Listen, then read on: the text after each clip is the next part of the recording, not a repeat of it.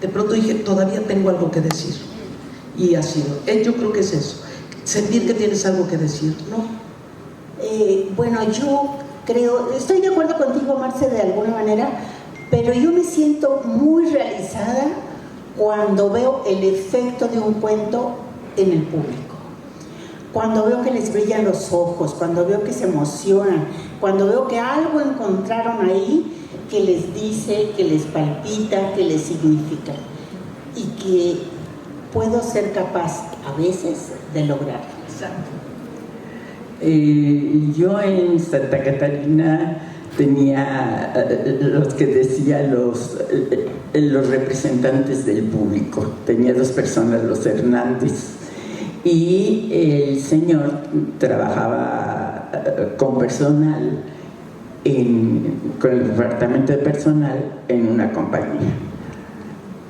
Un día dice que llegó, que él iba a Santa Catarina a descansar, porque toda la semana era muy pesada, y entonces él descansaba escuchando cuentos. Pero un día iba con un gran problema, porque de repente tenía que despedir a muchos de sus empleados. Y estamos hablando en una época, no ahora, sino ya hace tiempo. Él es un señor muy católico, muy serio, entonces muy generoso. Entonces él dice que fue a oír los cuentos, nunca me dijo qué cuento era, pero que escuchó un cuento y entonces dijo: si el rey pudo, yo también. Si las reinas pudieron, nosotros otras. Sí. Es el llegar realmente a las personas, ¿no? A través.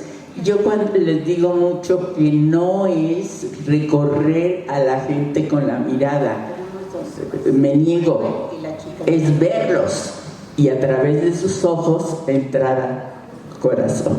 Sí. Bueno, yo en realidad lo que quiero es agradecer a la Filén, a Guita, que le hayan hecho este reconocimiento y estar yo coincidentemente de Cuba acá, porque Cuba también le agradece mucho, le debe mucho a ustedes tres. Creo que fueron un puntal junto a Francisco Garzón Céspedes para surgimiento de nuevas generaciones, y me gustaría en mi voz agradecer en nombre de nuestra querida Mayra Navarro, de Elvia Pérez, de Jesús Lozada, de Armenia Bazán, de Beatriz Miranda, de Becky Pulido, todo ese grupo de narradores que tuvimos la oportunidad de compartir con ustedes escenario y que fueron como ese puntal y esa seguridad y esa confianza, demostrándonos de que ese arte que nosotros mismos considerábamos que era pequeño, que no tenía valor, ustedes supieron pararse en escenarios como el Gran Teatro de La Habana, Antonín actuó y en otros espacios, en la Villena, en la Casa de las Américas, y nos mostraron que se podía hacer arte a través de la palabra. Entonces que hoy la Filén, que Guita Cuentacuentos le haga este homenaje, ustedes no son maestras de México, ustedes son maestras del mundo. Entonces Cuba, en mi voz, se lo agradece. Y Cuba para nosotras es un lugar especial. Hola, mi pregunta es, ¿qué impacto tuvo para ustedes conocer a exponentes anteriores como Aide Arteaga? ¿Qué aprendizaje? ¿Cuál fue su experiencia? ¿Cuál fue su impacto de conocerla, que ya llevaba desde 1920, antes, ¿no? Creo que es de 1900 y empezó como a los 6, 7 años. Entonces, a los 4. Conocerla, verla, ¿qué experiencia? Y la otra es, ¿cómo podrían nombrar a ese fueguito, a esa pasión que ven en los estudiantes o en algunos exponentes narradores que son diferentes, ¿no? Que son naturales, que son explosivos, y a lo mejor pueden tener mucha experiencia o pueden tener un curso, pero ahí está ese elemento? ¿Cómo llaman a ese elemento? Ay, Dios. Oye, están muy complicadas estas.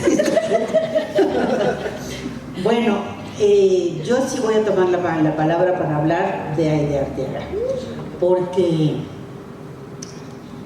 pues casi que mi abuelita, ¿no? Nos adoptamos mutuamente y nos quisimos mucho y convivimos mucho, compartimos muchas aventuras. La edad, que era muy diferente, ella era una mujer pues ya cercana a los 100 años, ¿no?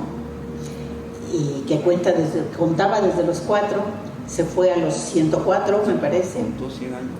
Todavía fui a sus 100 años a La Habana, y a pesar de la diferencia de edades nos hicimos muy amigas, compartimos muchas cosas, y es una de mis inspiraciones para contar, porque Aide era la mujer más sencilla, el ego no lo conocía, ella contaba con todo el corazón, muy convencida de la importancia de contar historias para grandes y chicos. Fui con ella en La Habana a casas de abuelos, de embarazadas con embarazos de riesgo, con chiquillos en las escuelas.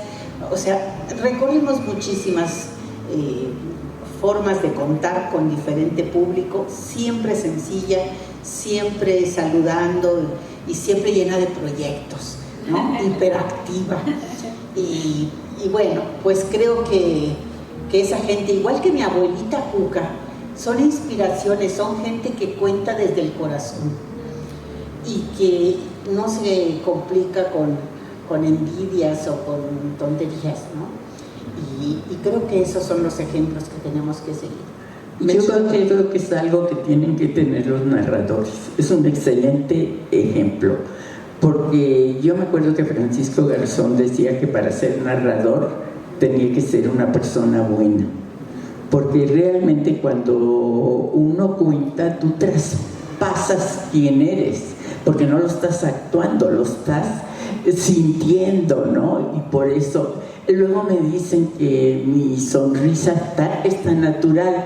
Pues claro, porque me río de veras. ¿Eres tú? Pues sí. Yo me acuerdo un día que me dio tanta risa que me senté en el piso del escenario y ya estaba yo risa y risa hasta que me acordé que yo era la narradora.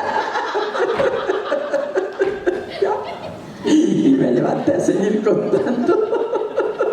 Ay, Beatriz. Hay que recordar también a Margarita Joya, Sí, Margarita, claro, que tiene tanto tiempo que la próxima semana la vamos a entrevistar Vivian y yo en la red de Narradoras México, en Entrecontadas. que creo que va a ser la primera vez que 2 entrevistadoras van con una narradora. Pobrecita Margarita, si ahorita mira cómo nos tiene. Entre las dos, porque Margarita tiene muchísimos años contando. Antes que cualquiera de nosotros estuviera pisando un escenario, ella ya tenía sus vueltas. Además es perfeccionista. Sí, y escribe sus historias y todo.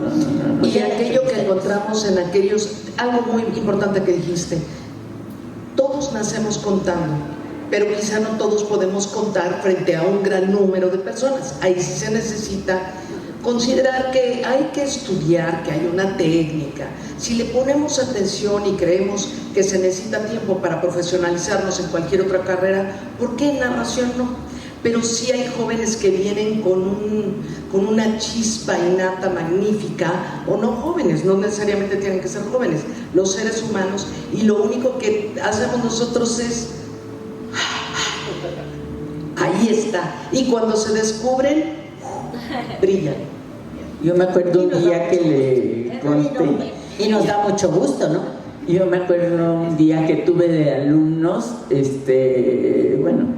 alumnos en general, pero entre todos había una chica ciega, porque ella le quería enseñar a contar a ciegos. Entonces fue muy difícil porque ella no sabía ni qué eran unas tijeras. Entonces su mamá le tuvo que poner en la mano las tijeras y decirle cómo. Entonces estuve así, bien a cuento con lo que dice, porque cuando terminó el taller, ¿quién creen que contó mejor? Ella. Sí, ella fue la mejor narradora que salió de ese taller, y los otros que tenían absolutamente todo, pero pues que no le pusieron las ganas, pues se quedaron atrás. Primero que nada, muchas gracias, no solamente por el hecho de poder abrir el campo a la narración oral, como dice Osvaldo, a nivel mundial, sino por permitirnos a las mujeres de nuevas generaciones poder tener una participación dentro de foros y poder decir algo, compartir algo y abrir comunidades. Ustedes son un imán que fue atrayendo a otros narradores, y vemos generaciones que a partir de poder conocer a esos narradores, nosotros vibramos con la esencia que ustedes empezaron a dar al mundo. Ustedes hace ratito hablaron de una cosa que era importante, el poder hacer grupos, pero yo quisiera preguntar, dentro de la narración, obviamente el narrador es un individuo que va a su propio ritmo sobre el mismo camino, y en ese ritmo va encontrando personas que traspolan a la misma sonido de la vida. ¿Cómo se van formando esas redes de apoyo? Porque yo veo aquí entre ustedes dos mujeres que tenían historias diferentes, mundos diferentes, mentalidades, oficios, quehaceres, edades diferentes, y en algún punto de la vida se unieron. ¿Cómo poder formar comunidad ahora en un mundo que ya no tiene esa oportunidad de integración, en donde todo es digitalizado y muchas veces ya no se puede tocar al otro? ¿Cómo nosotros que empezamos un nuevo camino dentro de la narración podemos formar esa tribu, esa comunidad que ustedes tienen ahora y que puede formar cosas geniales adelante? Mira, me hiciste recordar, sí se oye, ¿verdad? Me hiciste recordar un hecho que me acaba de suceder. Yo doy capacitación en línea desde hace algunos años, desde la pandemia para acá. Antes era girando por toda la República y dando directamente las capacitaciones tanto de fomento a la lectura como de narración oral, pero de la pandemia para acá todo se ha reducido o en su mayoría a dar capacitación en línea. Sin embargo, en estos 2 o 3 últimos cursos que estoy dando de narrativa escénica, que ahora me dieron eso, en la última sesión les pido que primero les cuento yo y luego les pido que cuenten ellos algo que les haya impactado en su vida, algo que tengan como una experiencia, como algo significativo. Y me decían, pero es que para eso tenemos que estar juntos, ¿no? Como antes, la hoguera y esto y lo otro. Sí, sería maravilloso, pero ahora tenemos pantallas, ¿sí? Tenemos la barrera de la pantalla y tenemos que pasarla. Vean, después de la pantalla hay un ser humano que los está escuchando y los está viendo y está vibrando con ustedes. Así que quienes quieran van a contar de aquel lado y nosotros los vamos a recibir. Después de que contaron 4 o 5 los que se animaron y que el tiempo nos lo permitió, historias maravillosas de sus abuelos, de sus tíos, de sus hijos, de los gnomos que se les aparecen, de los fantasmas, de todo lo que se les ocurre. ¿Qué sucede con esa comunidad de personas tras la pantalla? Se forma también otra especie de comunidad. Nos miramos diferente, nos hablamos diferente, comienzan a pedirse los teléfonos, a hacer proyectos y a rescatar su humanidad atrás de la pantalla. Así que si le hace falta contar, siempre, ahora, es indispensable contar y mirarnos. Estoy de acuerdo. Y también, Vivian, lo que yo hago es hacer grupos de WhatsApp con determinadas comunidades, ¿no? Y además ellos se ayudan entre sí y etcétera, ¿no? Sí, es un complemento. Sí, pasa el tiempo y siguen los grupos. Yo a veces tengo ya, tú lo sabes, 45 grupos, pero ¿cómo se llama? Y cada uno tiene su familia, diremos, ¿no? De cada uno. Y tienen la vida que tienen que tener, a lo mejor luego algunos se van extinguiendo, pero es una posibilidad de contacto, ¿no? Sí.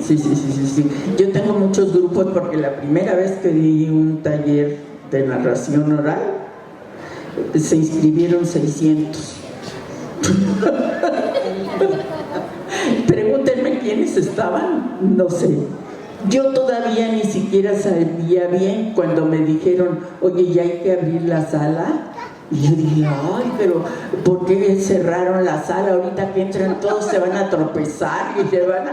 No, y no van a encontrar silla, y no sé qué. Y luego una de las chicas dice, no, yo he estado aquí desde el principio del taller y yo le iba a preguntar, ay, veniste hasta acá, ¿y dónde estás viviendo? Pero bendito sea Dios, a veces hablo muy quedito y no me oyeron.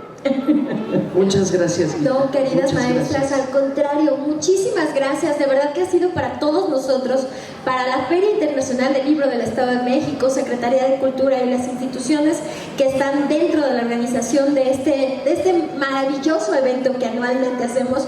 Ha sido un verdadero honor que estén ustedes aquí con nosotros, que se le abra este espacio a la narración oral y no solamente a la interpretación de los cuentos, sino al reconocimiento de esta labor tan constante, de esta labor tan hermosa que ustedes han realizado. Y tú. Gracias. Muchas gracias. Muchas gracias. Son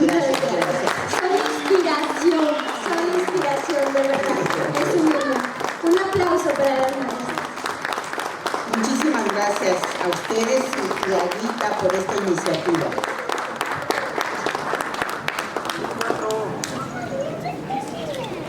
Y entregamos un reconocimiento que dice lo siguiente. El Gobierno del Estado de México, a través de la Secretaría de Cultura y Turismo, otorga el presente reconocimiento a la maestra Marcela Romero por participar y apoyar el fomento a la lectura.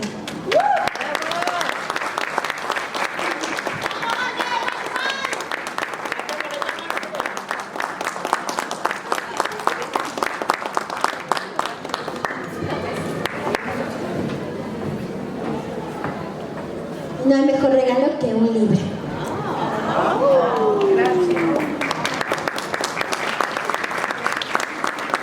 Y de igual manera, el Gobierno del Estado de México, a través de la Secretaría de Cultura y Turismo, otorga el presente reconocimiento a la maestra Beatriz Falero por participar y apoyar el fomento a la lectura.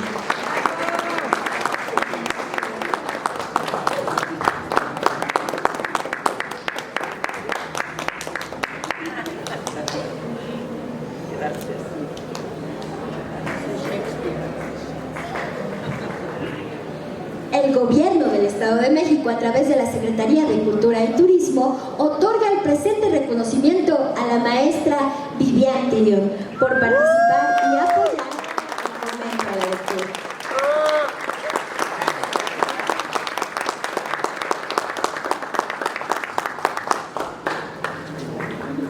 La verdad que la narración oral y el fomento a la lectura van de la mano.